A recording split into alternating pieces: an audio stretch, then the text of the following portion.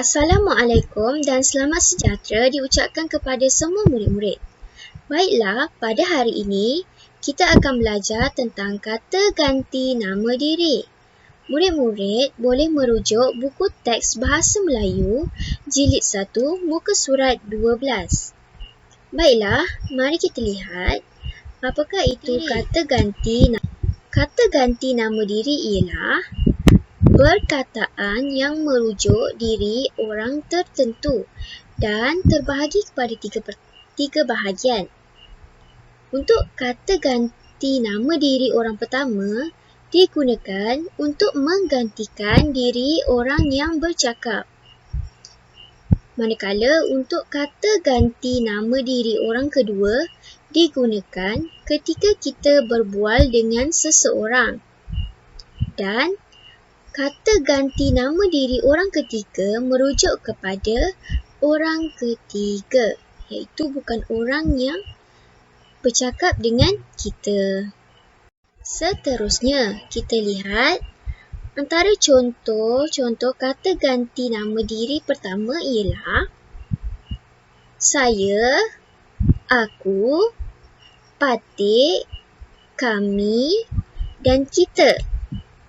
Baiklah, kita lihat. Untuk saya, antara contoh ayatnya ialah saya hendak pergi ke kedai. Manakala untuk kata ganti diri pertama Patik digunakan apabila kita berkata-kata dengan raja. Manakala untuk kata ganti nama diri pertama kami dan kita merupakan jamak ataupun banyak, iaitu kita bercakap lebih daripada seorang. Contohnya, kami hendak pergi ke kedai Pak Atan. Seterusnya, untuk kata ganti nama diri kedua, antaranya ialah kamu, engkau, tuanku, anda dan kalian. Antara contoh ayat untuk kamu ialah kamu hendak pergi ke mana? Kata ganti nama diri kedua kamu ini digunakan apabila kita bercakap atau berbual dengan seseorang. Manakala kata ganti nama diri kedua tuanku digunakan apabila kita bercakap dengan raja. Kata ganti nama diri kedua kalian ialah apabila kita berbual dengan beberapa orang. Contohnya, kalian hendak pergi ke mana? Baiklah, kita pergi ke kata ganti nama diri ketiga. Antaranya ialah dia, mereka, beliau dan baginda. Untuk dia, antara contoh ayat ialah dia merupakan atlet sekolah.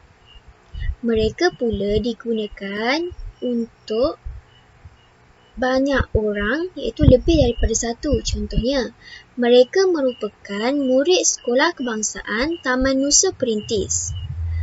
Kata ganti nama diri ketiga, iaitu beliau, digunakan untuk seseorang yang kita hormati. Contohnya, wakil rakyat. Sebagai contohnya, beliau merupakan wakil rakyat bagi daerah Johor Bahru. Manakala untuk kata ganti nama diri baginda pula digunakan untuk sultan dan raja-raja. Seterusnya, kita lihat buku teks muka surat 12 yang bertajuk Pertandingan Fotografi. Baiklah, cikgu akan membacakan petikan dialog berdasarkan dialog pertandingan fotografi. Hana, Somit, ayah saya memenangi hadiah pertandingan fotografi. Sumi, wah, hebatnya ayah kamu. Apakah gambar yang dihantar oleh ayah kamu untuk pertandingan itu? Hana, oh, ayah menghantar gambar percutian keluarga kami di Bukit Larut.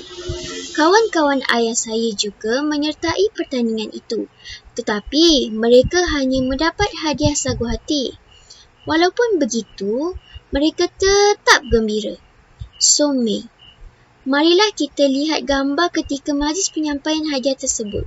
Hana, baiklah, ini gambar-gambarnya. Baiklah, berdasarkan petikan dialog pertandingan fotografi, antara kata ganti nama diri yang terdapat di dalam petikan dialog ini ialah saya, kamu, kami, mereka, kita. Mari kita lihat jadual yang telah dibina oleh cikgu sebentar tadi. Antara kata ganti nama diri pertama yang terdapat di dalam dialog pertandingan fotografi ialah saya, kami dan kita.